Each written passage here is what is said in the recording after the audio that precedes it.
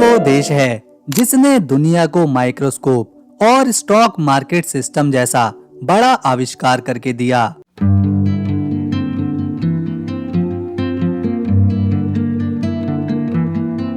यहाँ के लोगों के शौक भी काफी अजीबोगरीब हैं। यहाँ पर एक ऐसी जगह है जहाँ महिलाएं अपनी ब्रा उतारकर एक पतली सी तार पर टांग देती हैं और फिर उस तार के साथ खड़े होकर फोटो लेती हैं। पिछले कुछ सालों में यहाँ दुनिया भर के पर्यटकों की संख्या लगातार बढ़ती जा रही है, जिसके पीछे की वजह है इसकी प्राकृतिक सुंदरता, ऐतिहासिक इमारतें, लोगों का शांत और दोस्ताना स्वभाव। आपको जानकर हैरानी होगी कि यहाँ बहुत सी महिलाओं ने किसी पुरुष से नहीं बल्कि एक महिला से ही शादी करी है और ऐसा ही यहाँ पर पुरुष भी करते हैं और ऐसी शादियों को यहाँ कानूनी रूप से मान्यता दी जाती है।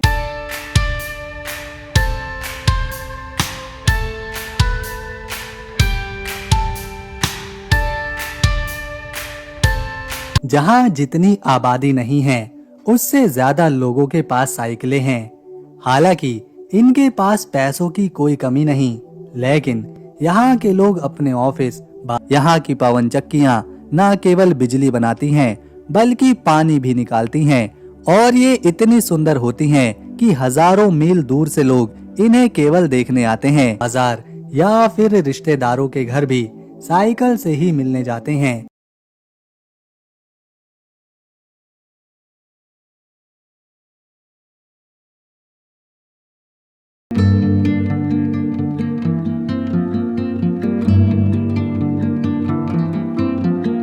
एक जमाना ऐसा था कि ये देश समंदर का बादशाह कहलाता था।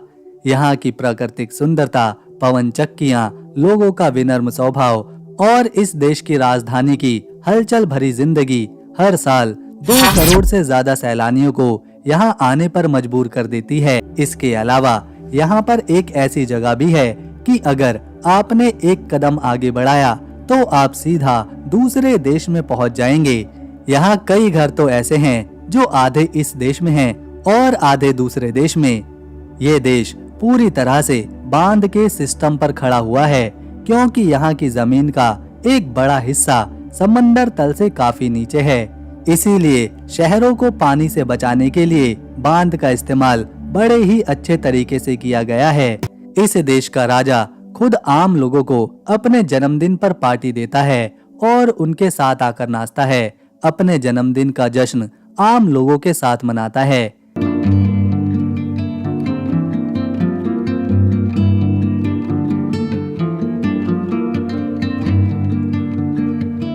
ये ईमानदार, खूबसूरत और खुशहाल लोगों का देश है नीदरलैंड। इस वीडियो में हम जानेंगे ये देश कहाँ है, इसके पड़ोसी कौन हैं, यहाँ की जनसंख्या, धर्म, पैसे, राजधानी, लोगों की शिक्षा, जीवन शैली, खान पान, राष्ट्रीय पशु पक्षी, नोबेल पुरस्कार और कुछ बेहद ही सुंदर जगह।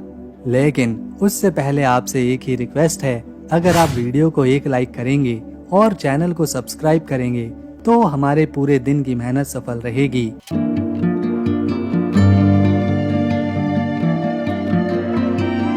नक्शे पर देखें तो नीदरलैंड पश्चिमी यूरोप में मौजूद है। इसका बड़ा हिस्सा उत्तर सागर के किनारे दिखाई देता है। देश का जो हिस्सा समंदर तल से नीचे है उसे पोल्डर कहते हैं।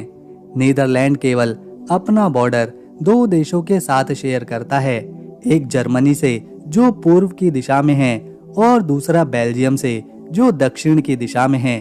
क्योंकि नीदरलैंड सिर्फ 41,000 स्क्वायर किलोमीटर में ही फैला हुआ है, जबकि यहाँ 1 करोड़ 80 लाख से ज्यादा लोग रहते हैं, जिस वजह से यहाँ पॉपुलेशन डेंसिटी काफी ज्यादा है। जमीन कम पड़ रही है और लोग ज्यादा हैं। इसके लिए यहाँ के लोगों ने एक नया तरीका निकाला है कि देश में नहरों की कोई कमी नहीं है, तो लोगों ने ऐसी नाव, ऐसी बोट्स बनाना शुरू करी हैं जो कि एक घर की तरह हैं। ये हाउस बोट कहलाती हैं। लोग इनमें रहते हैं और इनके घर नहरों पर तैरते रहते हैं। ऐसा ज्यादातर राजधानी एम्स्टर्डम में देखने को मिलता है। यहाँ पर ये तैरने वाले घर तेजी के साथ बढ़ रहे हैं। नीदरलैंड में सबसे ज्यादा डच भाषा बोलने वाले लोग हैं और डच यहाँ की ऑफिशियल लैंग्वेज भी है। इसके अलावा फ्रिस्क, इंग्लिश, जर्मन और फ्रेंच भी यहाँ के लोग बोलते हैं। ये देश इतना सुंदर और शांत है कि हर साल 2 करोड़ से ज्यादा टूरिस्ट यहाँ पर सिर्फ घूमने और अपनी छुट्टी बिताने आते हैं। यहाँ की 50% आबादी ईसाई धर्म को फॉलो करती है। 42% में ऐसे लोग हैं जो किसी भी धर्म पर यकीन नहीं रखते। 6% में इस्लाम को मानने वाले रहते हैं। 0.5% में हिंदू हैं। 0.5% में यहूदी हैं। बाकी 1% में अन्य धर्मों के लोग आते हैं। नीदरलैंड की राजधानी एम्स्टर्डम, जो देश का सबसे बड़ा और सबसे जीवित शहर है, इसका इतिहास 12वीं शताब्दी से शुरू होता है, जब ये एक छोटा सा मछली पकड़ने वाला गांव था। एम्स्टर्डम का नाम एम्स्टेल डैम से आया है, यानी एम्स्टेल नदी पर बना बांध। 13वीं शताब्दी में इसने व्यापारिक केंद्र के रूप में उभरना शुरू किया था। 17वीं शताब्दी, जिसे डच गोल्डन एज कहते हैं, इस शहर के लिए सबसे शानदार समय था। इस दौरान नीदरलैंड दुनिया की सबसे बड़ी समुद्री और व्यापारिक ताकत बन चुका था। एम्स्टर्डम की लहरें, जो आज यूनेस्को की विश्व धरोहर हैं, इसी समय बनाई गई थी। डच ईस्ट इंडिया कंपनी, जो कि दुनिया की पहली मल्टीनेशनल कंपनी थी, उसका मुख्यालय भी यहीं था। एम्स्टर्डम ने भारत, इंडोनेशिया और अफ्रीका तक व्यापार किया और दुनिया का सबसे अमीर शहर बना। 18वीं और 19वीं शताब्दी में फ्रांसीसी और नेपोलियन के कब्जे ने इस शहर को प्रभावित किया, लेकिन 1814 में नीदरलैंड ने आज़ादी हासिल करी। आज ये शहर एक सांस्कृतिक, वित्तीय और पर्यटन का केंद्र है। इसकी नहरें, रिक्स म्यूजियम और ऐतिहासिक इमारतें हर साल लाखों पर्यटकों को आकर्षित करती हैं। नीदरलैंड की साक्षरता दर 99% की है, यानी यहाँ के नागरिक पढ़े लिखे होते हैं। यहाँ की शिक्षा प्रणाली बहुत ही मजबूत है। 4 से 12 साल तक के बच्चों को शिक्षा देना अनिवार्य है। डच स्कूलों में अंग्रेजी, विज्ञान और तकनीक की शिक्षा पर जोर दिया जाता है। दोस्तों, इस देश की फिलिप कंपनी पहली बार 1967 में ऑडियो टेप लेकर आई थी। इसके बाद 1972 में इन्होंने वीडियो टेप बनाया और फिर 1982 में सीडी और तो और 1985 में सीडी रोम का आविष्कार भी यही हुआ था। नीदरलैंड में एक जगह है बार्ले नसाओ। यहाँ की सड़कों पर घरों के पास 2 देशों का बॉर्डर है। ये कोई दीवार नहीं है, कोई फेंस नहीं है, बल्कि सड़क पर एक ब्लैक पट्टी बनाई गई है जिस पर क्रॉस के निशान हैं। ये कुछ और नहीं बल्कि 2 देशों के बीच का बॉर्डर है। एक तरफ नीदरलैंड है तो दूसरी तरफ बेल्जियम। इससे लोगों का ही फायदा होता है। इन्हें दोनों देशों की सुविधाएं मिल जाती हैं। एक तरफ आपको नीदरलैंड का झंडा लगा मिलेगा तो दूसरी तरफ बेल्जियम का। कई बार तो ये बॉर्डर लोगों के घरों के बीच से गुजरता है, जिससे उस घर का आधा हिस्सा नीदरलैंड में तो आधा हिस्सा बेल्जियम में आता है। एक कदम इस लाइन से पार रखा तो अलग देश, दूसरा कदम लाइन के उस पार रखा तो एक अलग देश। ऐसा बहुत ही कम देखने को मिलता है। कुछ सेकंड में आप एक देश से दूसरे देश में जा सकते हैं, बस एक कदम बढ़ाने की जरूरत है। ये जगह टूरिस्टों के लिए काफी आकर्षण का केंद्र रहती है। लोग आते हैं और एक ही देश में रहकर 2 देशों का मजा उठाते हैं। देश में जगह जगह पवन चक्की लगी हुई है, खास तौर पर किंडरचिक और जानसे स्कंस के इलाकों में। ये पवन चक्कियां नीदरलैंड की प्राचीन तकनीक और प्राचीन सुंदरता की पहचान है। डच इतिहास और वाटर मैनेजमेंट सिस्टम को भी ये दिखाती हैं। नीदरलैंड में चलने वाली करेंसी यूरो है। जेल तो बनाई गई हैं, पर इन जेलों में कैदी ढूंढने से भी नहीं मिलते। साल 2013 की बात है जब नीदरलैंड की 8 जेलों को बंद कर दिया गया था, क्योंकि उनमें रखने के लिए कैदी ही नहीं बचे थे। इस देश का कानून सख्त है, जिस वजह से लोग क्राइम कम ही करते हैं। इसके अलावा जो कुछ कैदी हैं भी, उन्हें सीधा जेल में नहीं डाल दिया जाता, बल्कि उन्हें सुधारने के लिए सुधार गृहों में भेजा जाता है, जहां उन्हें एक अच्छे नागरिक बनने और क्राइम से दूर रहने के लिए प्रेरित किया जाता है। इसी वजह से आज नीदरलैंड दुनिया के सबसे सुरक्षित देशों में से एक है। राजधानी एम्स्टर्डम अपनी नहरों के लिए भी जानी जाती है। इस शहर की खूबसूरती, इमारतें, पुरानी बिल्डिंग्स और साफ नहरें इसे और खूबसूरत बना देती हैं। ये नहरें इतनी कमाल की हैं कि यूनेस्को ने इन्हें अपनी वर्ल्ड हेरिटेज साइट्स में भी शामिल किया हुआ है। लोग छोटी छोटी बोट्स का सफर करते हैं जिससे पूरे शहर को देखा जा सकता है। ये नहरें शहर के हर कोने से जुड़ी हैं, मानो ये कोई सड़कों के नेटवर्क की तरह हो। यहाँ पर एक अनोखा त्योहार मनाया जाता है जिसे किंग्स डे बोलते हैं। हर साल 27 अप्रैल को नीदरलैंड के लोग इसे मनाते हैं क्योंकि 30 अप्रैल 2013 में विलियम अलेक्जेंडर पहली बार राजा बने थे। 27 अप्रैल को उनका जन्मदिन आता है और इसी दिन इस त्योहार को मनाते हैं। इस दिन यहाँ के सारे लोग संतरी रंग के कपड़े पहनते हैं क्योंकि नीदरलैंड में संतरी रंग राष्ट्रीय रंग है।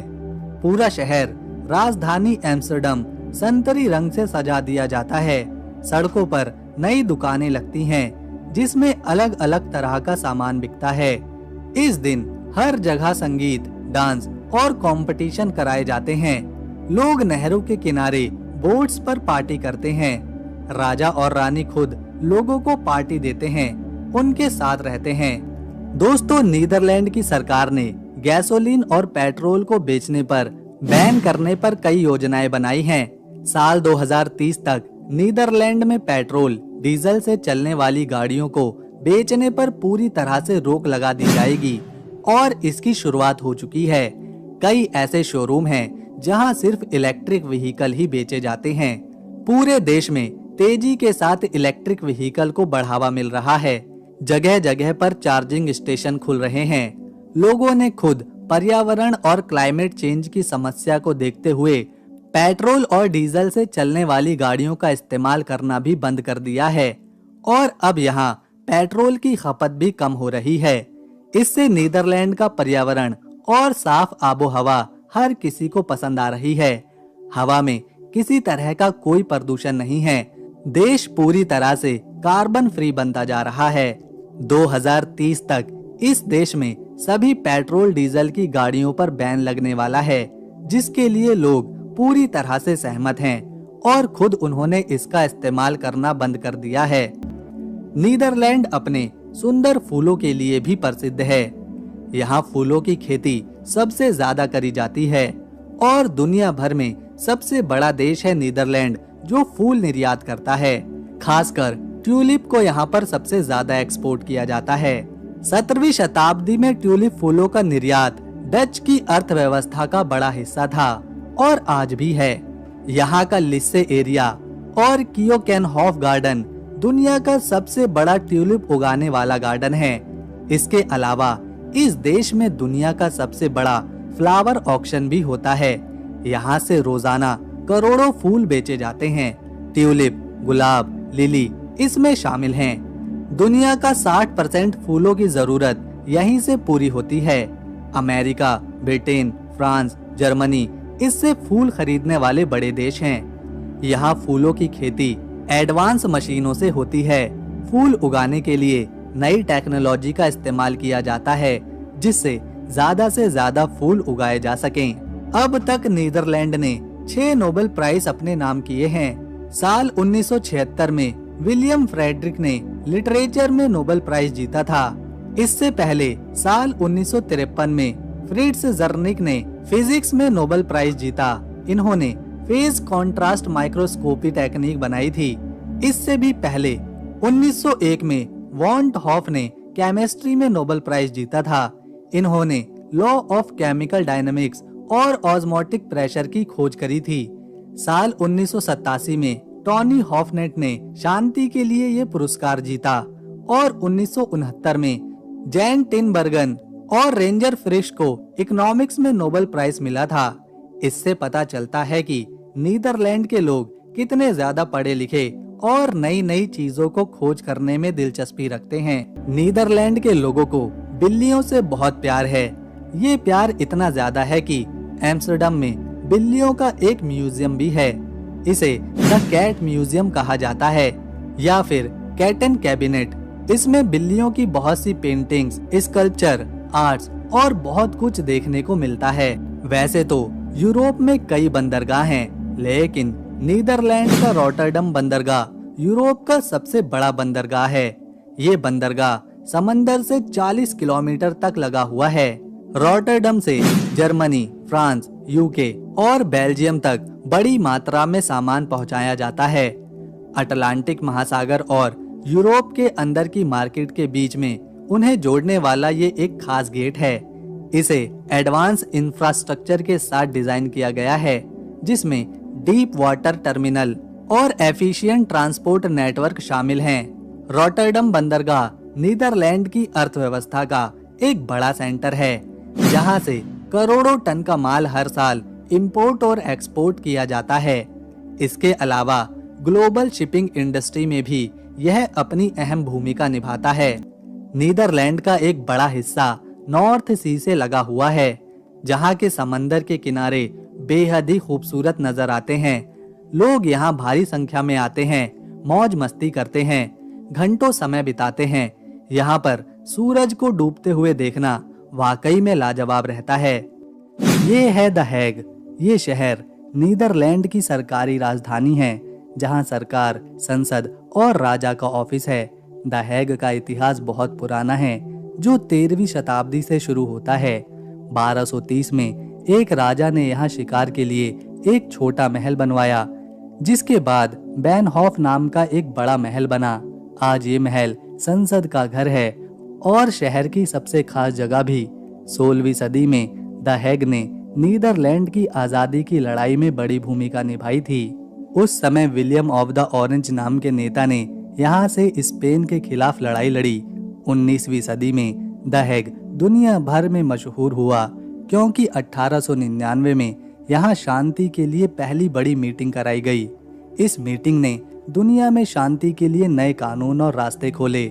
आज द हैग को शांति की राजधानी कहते हैं। ये शहर समुद्र, हरियाली और संस्कृति का शानदार मिश्रण है। द हैग का स्केवेनिंगन बीच बहुत ही मशहूर है। गर्मियों में लोग यहाँ समुद्र, रेत और धूप का मजा लेने आते हैं। बीच पर एक बड़ा पियर और फेरिस व्हील है, जो शहर को और मजेदार बनाता है। द हैग में छोटी छोटी नहरें हैं, जो बहुत शांत और सुंदर लगती हैं। शहर में हरे भरे पार्क भी हैं, जैसे हाक्से बोस और क्लिंगडन गार्डन। क्लिंगडन गार्डन का जापानी गार्डन, जो 1910 में बना, अपनी शांति और खूबसूरती के लिए जाना जाता है। द हैग कला के शौकीनों के लिए भी खास है। द हैग की सड़कों पर साइकिलों का राज है, जो डच लोगों की जिंदगी का हिस्सा है। शहर में शांति पैलेस बहुत खास है, जो 1913 में बना और आज भी शांति की मिसाल है। यहाँ की यात्रा आपको दुनिया के लिए नीदरलैंड के योगदान को समझने का मौका देती है। द हैग में हर मौसम में कुछ नया और मजेदार देखने को मिलता है। ये है उट्रेस्ट। ये शहर नीदरलैंड के बीचों बीच बसा है और इसे देश का दिल कहा जाता है। उट्रेस्ट का इतिहास 2000 साल पुराना है, जब रोमन लोगों ने 47 ईस्वी में यहाँ एक किला बनाया था। ये किला राइन नदी के किनारे था और आज भी इसके अवशेष देखे जा सकते हैं। मध्य युग में उट्रेस्ट एक बड़ा धार्मिक केंद्र बना। 8वीं सदी में सेंट विलीबोर्ड ने यहाँ ईसाई धर्म को फैलाया, जिसके बाद ये शहर नीदरलैंड का सबसे बड़ा बिशप शहर बन गया। शहर का सबसे मशहूर लैंडमार्क है डोम टावर, जो 14वीं सदी में बनाया गया था। ये 112 मीटर ऊंचा टावर नीदरलैंड का सबसे ऊंचा चर्च टावर है। 1674 में एक तूफान ने डोम चर्च का हिस्सा तोड़ दिया, लेकिन टावर आज भी खड़ा है। ये शहर अपनी नहरों, हरियाली और मस्ती भरे माहौल के लिए मशहूर है। उट्रेस्ट की ओउ दे ग्रास नहर शहर की जान है। इस नहर के किनारे पुरानी इमारतें, कैफे और दुकानें हैं, जो इसे बहुत खास बनाती हैं। नहर के बीच बने तहखाने अब रेस्टोरेंट और बार बन चुके हैं, जहां लोग खाना पीना खाते हैं और मस्ती करते हैं। रात में नहर की रोशनी शहर को और सुंदर बनाती है। उट्रेस्ट में डोम टावर से शहर का नज़ारा बहुत ही कमाल का दिखाई देता है। 465 सीढ़ियां चढ़कर आप पूरे शहर को देख सकते हैं। नीदरलैंड में आपको एक और खास चीज देखने को मिलेगी, जो है यहाँ का सोलर रोड। ये सड़क बिजली पैदा करती है। ये दुनिया का पहला सोलर रोड है जिससे बिजली बनाई जाती है। इस सड़क पर सिर्फ साइकिल ही चलाई जाती हैं। दोस्तों, नीदरलैंड में एक गांव है जो पूरी तरह से नदियों नहरों के बीच बसा हुआ है। इसका नाम है ज़िएथॉर्न। यहाँ की प्राकृतिक सुंदरता देखने योग्य है। पर्यटक यहाँ आते हैं। नहरों के बीच बसे इस खूबसूरत गांव में शांति का एक अलग अनुभव करते हैं। ये गांव इतना खूबसूरत है मानो किसी परियों की कहानी का एक हिस्सा हो। नीदरलैंड में जिस तरह फूलों की खेती होती है, ठीक उसी तरह यहाँ बड़ी संख्या में भेड़ें पाली जाती हैं। उनका ऊन, मीट बेचकर इन्हें काफी फायदा होता है। इस देश में ऐसे कई फार्म हैं जो सिर्फ भेड़ पालन करते हैं। बड़ी बड़ी फैक्ट्रीज हैं जहां इनके मीट और ऊन की प्रोसेसिंग करी जाती है। इस सेक्टर से भी यहाँ की अर्थव्यवस्था का एक बड़ा हिस्सा आता है। दुनिया का पहला शेयर बाजार यहीं से शुरू हुआ था। तो दोस्तों, अगर आपको हमारी ये वीडियो, वहाँ के लोग, संस्कृति और हमारी जानकारी के साथ मेहनत पसंद आई तो इस वीडियो को एक लाइक दें, शेयर करें। हम मिलेंगे नेक्स्ट वीडियो में। तब तक के लिए नमस्कार, अपना ख्याल रखें।